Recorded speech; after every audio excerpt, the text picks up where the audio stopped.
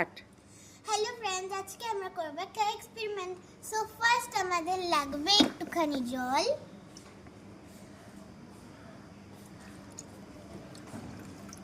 তারপরে আমরা নেব একটু হলুদ,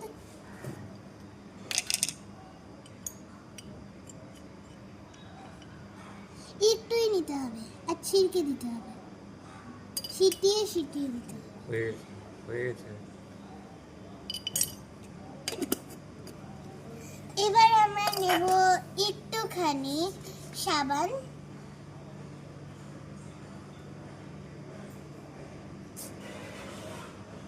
পুরো আঙ্গুলটা মেখে দেব।